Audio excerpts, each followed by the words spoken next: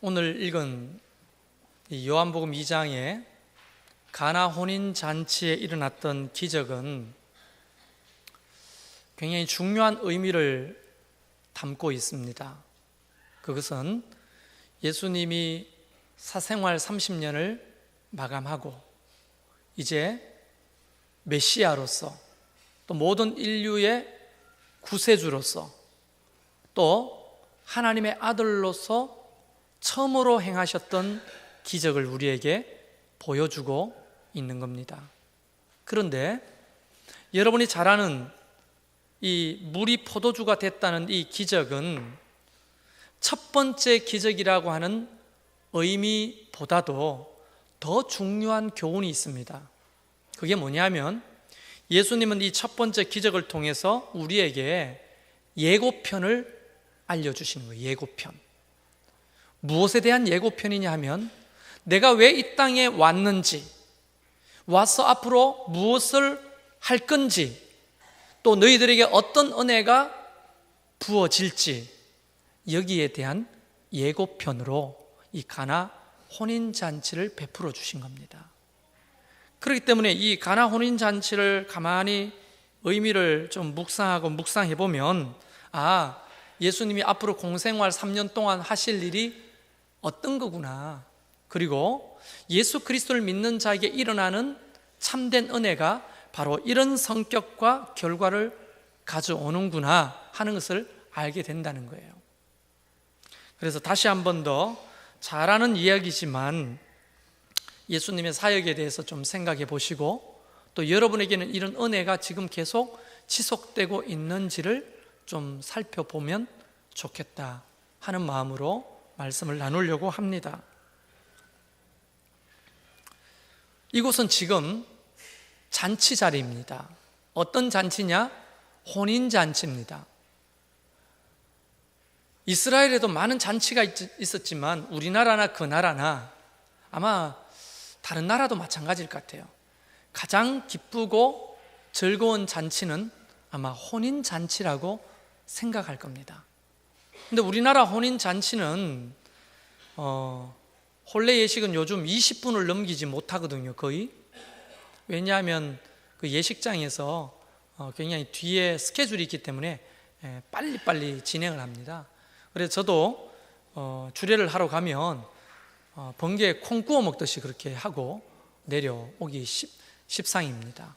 그런데 이스라엘 2000년 전의 혼례는 약 7일 동안 열립니다. 7일 동안. 우리가 생각할 때 아이고 그 지루하겠다 싶지만, 그때 당시에 TV도 없고 놀이문화도 없는 그런 시절에 어느 집 혼인잔치가 벌어졌다면 동네 잔치가 되는 것이고, 일주일 내내 흥겨운 잔치가 이어지는 겁니다. 어떻게 잔치가 시작되느냐? 이제 신부와 그의 들러리들이 신랑을 기다리면서 혼례가 시작되는 거예요. 그 나라는 덥기 때문에 멀리 사는 신랑이 한낮에 왕래를 하지 않습니다. 그래서 해가 빠질 무렵부터 출발해서 언제 올지 모르는 겁니다. 그래서 열처녀 비유가 그래서 나오는 거예요. 하지만 이 신부집에서는 이제 이 친정집에 마지막 머물고 있는 내 딸, 언니, 누나, 이 동생을 위해서 동네 사람들이 잔치를 벌이는 겁니다. 먹고 마시고 헤헤 호호 하면서 멋진 잔치를 벌이다가 이제 저녁이 되는 거죠. 그럼 신랑이 언제 올 줄 모르기 때문에 신부와 그의 들러리들은 깨어 있어야 되는 거예요. 그러면 이제 주인 혼주가 그렇게 자꾸 말을 합니다. 신랑 오는지 나가보라고 하인들에게. 그러면 하인들은 귀찮기 짝이 없지만 신랑이 온다 이 말을 우리나라 함지기 할 때처럼 이렇게 외치는 거예요. 함 사세요 하는 것처럼 저 멀리서 이제 신랑이 오는 것을 외칩니다. 신랑이 온다. 그게 12시일지 새벽 1시일지 2시일지 모르니까 신부와 그 들러리들은 늘 깨어 있어야 하는 겁니다. 왜냐하면 신랑이 올 때 깨어서 맞이하는 게 결례가 아니거든요. 근데 노는데 정신 팔리다 보면 그냥 지쳐서 잠이 들곤 하고 신부조차도 신랑을 맞이하지 못하는 그런 예가 종종 있었답니다. 그럴 때 이 시부모가 호통을 치는 거예요. 그러면 소박맞기 일수라는 거예요. 자, 그러니까 그때부터 이제 신랑이 오면 본격적인 잔치가 다시 시작이 되고, 이게 일주일 내내 그 친정 여자 집에서, 신부 집에서 잔치가 되는 거예요. 자, 이런 잔치 속에서 가장 중요한 음식이 하나 있다면 뭘까요? 네? 상식적으로 생각해 보세요. 포도주입니다.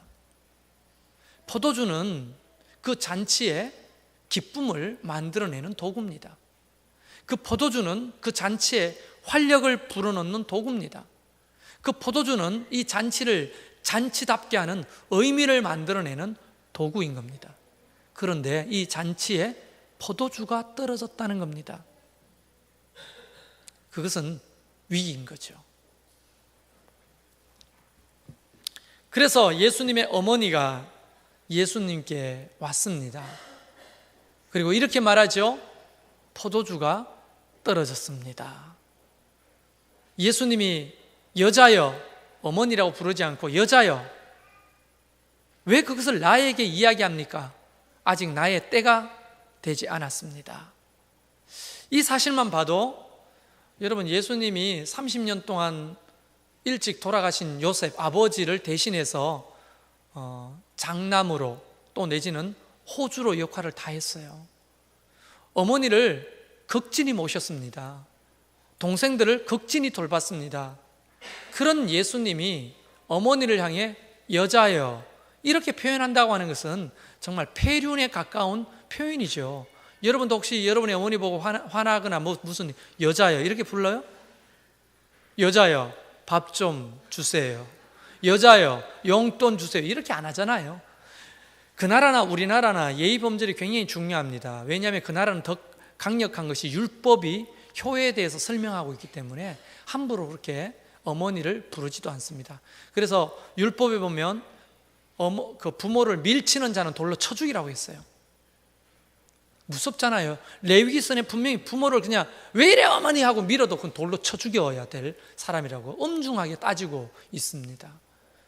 그런 상황에서 예수님이 어머니를 향해 여자여 이렇게 부른다는 의미는 딱 한 가지 의미밖에 없어요. 이제 나는 사적인 존재로서 당신의 아들이 아니라 하나님의 아들로서 온 인류를 구원할 메시아로서 이제 사역을 시작하겠습니다 라고 하는 어떤 의미에서는 선전포고이지요.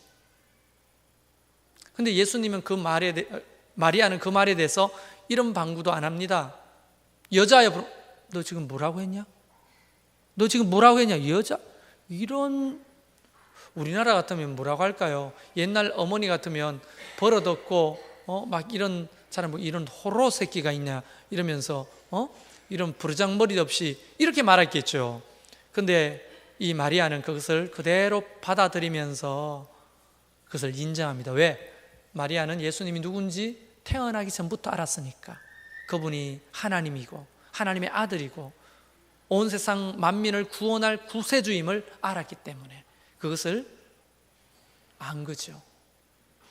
그래서 이제 하나님의 사역이 시작됩니다. 그 어머니가 하인들에게 이렇게 말합니다. 다짜고짜 무슨 말씀을 하시든지 그대로 하라. 여러분, 여기서 우리는 한 가지 큰 교훈을 얻게 되죠. 신앙생활이라고 하는 것은요, 말씀하신 것에 대해서 무엇이든지 그대로 하는 것이 신앙생활입니다. 그래서 구약시대 때도 순종이 뭐보다 낫다고요? 제사보다 낫다는 이야기가 왜 생기는 겁니까? 이런 거죠. 자, 수많은 제사들 있습니다. 1년에도 여러 수십 차례 제사를 지냅니다. 그래서 이스라엘 백성들은 제사를 굉장히 중요하게 생각합니다. 근데 순종이라고 하는 것은요, 제사보다 낫다고 하는 게 뭡니까? 하나님의 말씀이 나에게 들려질 때 그 말씀이 나에게 불편하고 힘들고 지킬 수 없는 것이라 할지라도 내가 마치 제물이 되는 것처럼 내 자신을 쳐서 복종시켜서 그 하나님의 말씀을 순종하는 것은 또 하나의 제사라는 거죠. 그래서 순종이 제사보다 낫다는 말을 풀어 설명하면 제사 중에서 네 자신을 쳐서 네 자신을 하나님의 말씀에 제물로 드리는 제사보다 나은 것이 없다. 그 제사가 가장 중요한 제사다라고 하는 의미가 있는 거예요. 하인들에게 마리아가 그렇게 지시하죠. 무엇을 말씀하시든지 그대로 하라. 여러분, 영성이 뭡니까? 그 사람이 영성이 깊다, 또 그 사람이 영성이 없다, 이것을 알 수 있는 방법 중에 하나가 말씀대로 우리가 순종하는 삶을 사는가, 또 내지는 말씀을 내 기분과 내 상황과 내 형편에 따라 골라내는가, 그 차이라고 저는 생각하거든요. 신앙생활은 무엇을 말씀하시든지 그대로 하는 것입니다. 목사의 말에 순종하는 게 아니에요. 하나님의 말씀에 순종하는 거예요. 기록된 말씀에 우리에게 하라고 한 것에 대해서 내가 골라내지 않는 것입니다. 그것이 손해가 되고 불편하고 힘들고 내 기분과 환경이 아니더라도 내 자신을 그 말씀 앞에 복종시키고 그 말씀을 순종하는 것, 이게 신앙생활이라는 거죠. 그렇게 따지면 진짜 신앙생활하는 사람이 잘 없는 것 같아요. 자, 우선 이렇게 넘어갑시다. 근데 예수님께서 그 하인들에게 이렇게 말합니다. 2-3통 드는 돌 항아리 6이 놓였는데 그 항아리에 물을 채우라. 여러분, 하인들이 들으면요, 참 이거 깝깝할 노릇입니다. 왜냐하면 제가 성지순례 때 가나라고 하는 동네에 가봤습니다. 예수님이 처음 이제 기적을 행하신 가나를 안 가볼 리가 없죠. 가봤더니 그 동네가 비탈 골짜기에 있습니다. 그 동네에 우물이 하나 있는데 그 우물은 그 비탈길 골짜기 아래에 위치하는 거예요. 그 항아리에 물을 채우려면 하인들은 끔찍한 노동을 해야 하는 겁니다.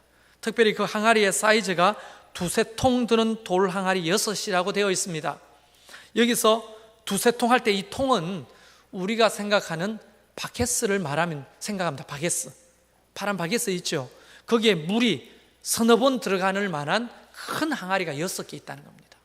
그러면 잔치자리니까 하인들도 이때는 맛있는 음식에 포도주를 즐기며 함께 누리는 건데 수종도 들지만 갑자기 안 해도 되는 일이 지시가 떨어진 거죠. 그것도 주인도 아니고 예수님이 그렇게 지시를 합니다. 이 하인들은 그 밑에 우물까지 가가지고 2-3통 드는, 그래서 3통이라고 볼 때 몇 바게스를 날라야 돼요? 18바게스를 날라야 되는 거예요. 하인들이라고 했으니 보통 한 서너 명 정도 될 때 한 사람이 밑에 2번은 왔다 갔다 해야 되는 거예요. 2번은. 이게 보통 일이 아니죠. 제가 방위를 나왔습니다. 물론 여러분 보실 때는 제가 특전사나 공수여단 이런 데 출신인 것처럼 보이지만 제가 방위를 나왔는데요, 우리 집 사람도 그렇고 아이들도 그렇고 굉장히 그거를 우습게 생각합니다. 그래서 무슨 말을 잘 못해요. 방위가 얼마나 힘들고 어려운 일인지 아무리 말해도 안 믿어요. 그래서 요즘 진짜 사나이 나오면 와 저거 힘들어, 방위도 유격 가거든요. 그래서 저런 거 해봤냐고 자꾸 조롱을 하는데요, 해봤습니다.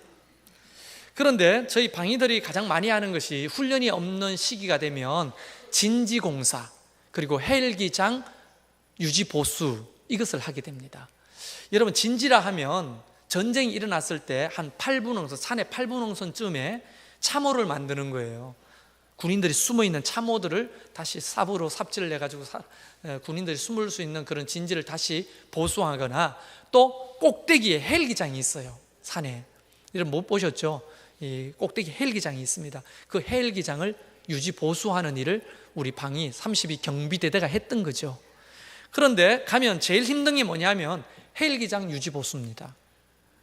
올해 이제 유지 보수를 안 해놓으면 그 시멘트가 다 갈라지고 깨지고 이게 풍화작용해서 그렇잖아요.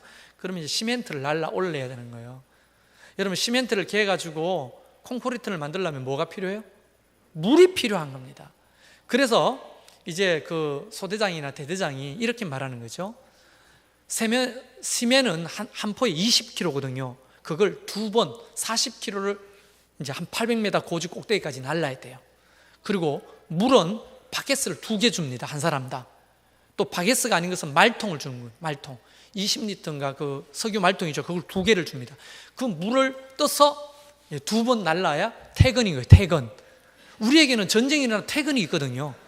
그래서 이게 물을 2번 날라야 되는데 서로 차라리 무거워도 시멘트를 지고 나르려고 하죠. 쉬우니까. 물은 3분의 2 이상 올라와가지고 확인해가 없으면 그 매직펜으로 선을 그었어요. 그 통 안에. 요 밑으로 물이 오면 다시 무효예요. 그러니까 물을 흘리지 않고 그거를 들고 올라가는 거예요. 말통은 누가 갑니까? 병장들이 하는, 병장. 물 안 흘리는 병장들이. 뚜껑 닫고 올라가면 쉽잖아요. 근데 우리는 이제 1병, 2병 때는 그걸 들고 올라가는 거예요. 800m까지 올라가는데 욕을 800m 내내 하게 됩니다.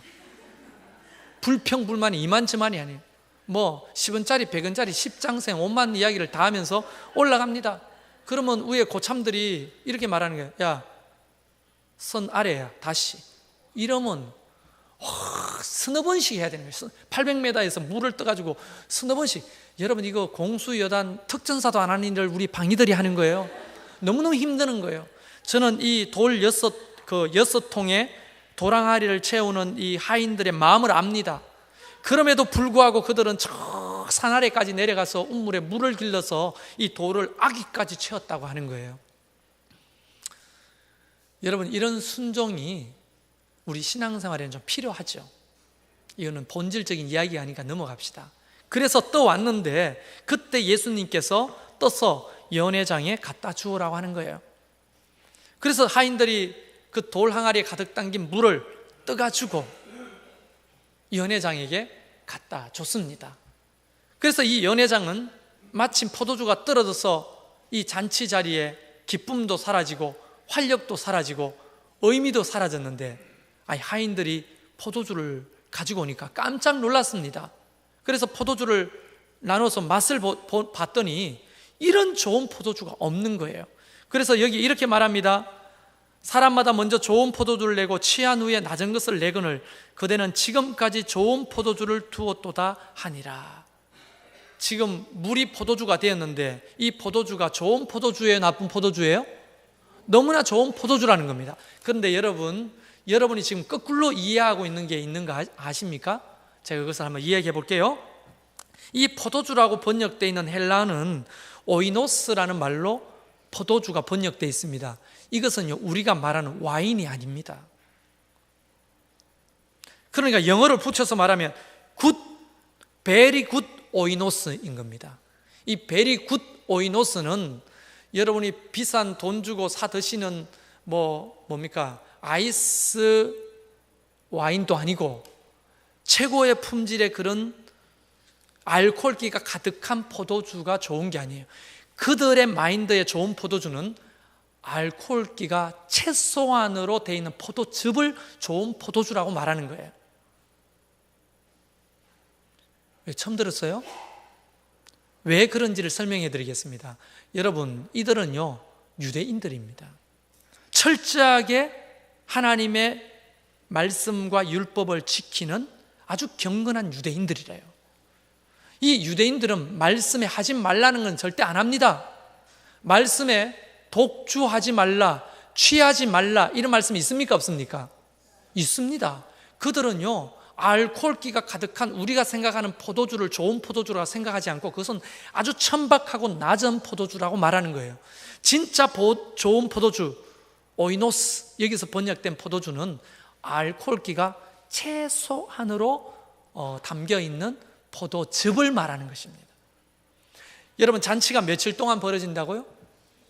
7일 동안 이 약한 알코올기가 있는 포도즙을 마시다 보면 사람이 이제 올라오기 시작하는 거예요. 그래서 이제 여기서 취한다는 말도 헬라어로 보면 취한 게 아니에요. 그건 기분 좋게 마셨다 이런 표현이 가까운 겁니다. 취한다는 거는 우리가 취한다는 의미하고 다른 거예요. 그래서 아주 서서히 좋은 포도주는 이 영이 올라오는 겁니다. 이게 취한 것인지 아니면 취하지 않은 것인지 구분이 안 될 정도. 여러분 그거 아시잖아요. 술 드시잖아요. 안 해요? 이거 하면 어떤 순간 취한 게 아닌데 기분이 업될 때가 있죠. 그 순간을 계속 유지시켜 주는 포도즙이 좋은 포도주인 거예요. 취하기 직전에 기분이 좋은 상태를 유지해주는 포도주. 이게 지금 이 연회장이 말하는 좋은 포도주인 겁니다. 그러니까 어떤 의미에서는 그때 당시에 예수님은 최상의 포도주를 내신 거예요. 자, 보세요. 여기서 이제 본질적인 얘기를 좀 들어가 봅시다. 그 잔치 자리에 이 포도주가 없다는 것은 굉장히 동네 사람들에게 예의가 아닌 겁니다. 그리고 포도주가 없다는 것은 잔치를 망치는 겁니다. 요거도 먹기 십상입니다. 이게 어떤 의미인지 여러분이 이미 잘 알고 있습니다. 뭐냐? 여러분 결혼식 날 가면 와, 예식장이 너무 좋더라. 목사님의 주례 말씀이 너무 좋더라. 아니면 예식장이 형편없더라. 또 내지는 목사님의 주로가 들리지도 않고 잠만 오더라. 이런 얘기로 결혼식을 판단합니까? 아니면 뭐로 판단해요? 음식이 맛있더라. 아주 단순합니다. 우리나라 백성들이. 우리나라 국민들이 아주 단순해요. 뭐 차가운 음식만 나고 다 식어 빠졌더라. 딱딱하더라. 맛이 없더라. 너무 짜더라. 싱겁더라. 내놓고 다시 낸 것 같더라. 이런 얘기하면 여러분의 잔치는 계속 요거도 먹는 거예요. 그러나 음식이 금방 해가 나와 신선하더라. 재료가 아주 싱싱하더라. 맛있더라. 이러면 잔치가 이제 칭찬을 받는 거예요. 그래서 우리는 예식장을 고를 때 분위기, 조명, 음량 이런 걸 안 보고 음식이 맛있는지 안 맛있는지 보잖아요. 2000년 전에 똑같습니다. 그 사람들은 잔치의 성패를 가르는 게 뭐예요? 포도주예요. 포도주. 지금 어떤 포도주를 준비해서 내느냐에 따라서 평판이 달라지는 거예요. 이 포도주가 굉장히 예민한 거예요. 혼인잔치의 포도주는. 혹시 여러분 결혼할 사람 또는 여러분 자녀들 결혼시키려면 음식 굉장히 중요합니다. 목사의 주례 들리지도 않아요. 예배 몰라요. 음식이 좋으면 끝인 거예요. 그래도 나는 그런 결혼식장에 가가지고 들리는 설교를 하려고 땀을 뻘뻘 흘리면서 합니다. 그러나 음식을 이길 수는 없더라고요. 목사가. 어쨌든 그렇게 중요한 포도주가 사라졌어요. 그러나 예수님의 기적으로 다시 그 포도주가 제공되는 겁니다. 자, 여기서 내가 왜 이 땅에 왔으며 내가 왜 공생활을 시작하려고 하며 내가 앞으로 무엇을 하려고 하는지를 우리에게 너무나 시청각으로 잘 알려주시는 거예요. 죄의 종로로 타면서 우리 인생은 원래 잔치였는데 하나님과 더불어 동행하면서 함께 잔치 같은 에덴 동산의 삶을 살게 됐는데 죄로 인하여 우리의 삶은 포도주가 떨어져 버린 잔치와 같이 돼버렸다는 겁니다. 그 속에 기쁨 대신 슬픔이 자리하게 되고 활력 대신 우리가 활력 대신 뭐가 들어와요? 무기력이 들어오게 되고, 그리고 의미 있는 삶이 아니라 의미를 찾지 못하는 삶이 되면서 잔치 같지 않게 되는 거예요. 이 말을 우리 어른들이 굉장히 자주 말합니다. 잔치가 잔치 같지 않다는 말을 한국식으로 표현하면 사는 것 같지 않다. 그렇죠? 요즘 사는 게 사는 것 같지 않죠? 저도 일주일 내내 사는 게 사는 것 같지가 않았어요. 너무 힘들었어요. 그런데 보세요. 오늘 예수님께서는 물, 향기도 없고 맛도 없고 색깔도 없는, 다시 말하면 우리 인생의 잔치에 슬픔이 지배하고 무기력이 지배하고 그 다음에 무의미가 지배하는 이 삶에 내가 너희에게 뭘 주러? 기쁨을 주러 왔다. 내가 너희에게 활력을 주러 왔다. 내가 너희에게 살아가야 될 의미를 주러 왔다. 그 죄의 문제가 해결되고 부활의 기쁨을 맛볼 때 우리는 우리의 삶에 맛이 생기기 시작합니다. 향이 생기기 시작하는 거예요. 빛깔이 생기기 시작하는 거예요. 내가 너희에게 그것을 주러 왔다. 이 가나 혼인잔치의 기적을 통해 그것을 선전포고 또 내지는 예고편으로 보여주시는 거예요. 많은 사람들이 깜짝 놀랐고 오늘 11절 말씀에 보면 예수의 제자들도 그를 믿었다고 되어 있습니다. 자, 정리를 해보죠. 여러분의 인생의 잔치에는 포도주가 있으신가요? 기쁨이 넘치십니까? 활력이 아직 남아 있습니까? 의미가 아직 남아 있습니까? 우리를 지배하고 있는 많은 감정들이 솔직히 무엇입니까? 왜 사는지 모르겠고, 하루하루가 힘들고 짜증나고, 이렇게 사는 게 옳은 건지도 모르겠고, 힘들고 어렵고, 목사도 마찬가지입니다. 내가 목회를 하는 게 옳은가? 내가 목사로서 말씀을 가르치는 게 어떨 때는 바른가? 지도 말씀대로 못 살면서 성도들에게 이런 얘기를 한다는 게 과연 옳은 것인가? 이런 어떤 어려움과 아픔들이 솔직히 있습니다. 그러면서 의미를 상실해 가는 거예요. 목회의 의미를. 그리고 삶의 활기가 잃어버리고 무기력해지는 거예요. 자꾸 하는 일 없이 지치고 피곤하고 꼼짝거리기 싫고 손가락 하나 까딱하기 싫고 그냥 게을러지고. 기쁨? 그게 언제적 얘기인지 모르겠어요. 정말 내 삶의 행복과 기쁨을 맛본 지가 언젠지 모르겠고 늘 만성 우울이 내 자신을 사로잡고 있고, 그러나 하루하루 살아야 되니까 처자식 먹여 살려야 되고 또 내 그 일을 해야 먹고 사니까 할 수 없이 하게 되는 이런 삶 있잖아요. 여러분, 이런 삶이 죽기 직전까지 계속 이어진다는 게 얼마나 큰 불행입니까? 이것은 마치 잔치 자리에 포도주가 떨어진 것과 똑같은 거 아니겠습니까? 그래서 우리는 우리 인생의 잔치 자리에 포도주를 만들어내야 하는 겁니다. 할렐루야. 물이 포도주가 돼야 되는 거예요. 맹마시고 빛깔도 없고 향기도 없는 그 물 같은 인생을 정말 빛깔도 향기도 맛도 있는 포도주로 만들어내려면 누가 필요합니까? 예수 그리스도. 여러분, 생명수 되신 그분을 우리 아구까지 채워야 하는 거예요. 예수님께서 요한복음 6장에 가면 대놓고 얘기합니다. 내가 참 떡이고 하늘에서 온 참된 음료다. 그걸 바꿔 말하면 very good oasis. 내가 정말 좋은 포도주다. 너희 삶에 기쁨을 주고 활력을 주고 의미를 가져다 주는 나는 구세주다. 예수 그리스도로 채워야 된다는 것은 뭘 의미하는 겁니까?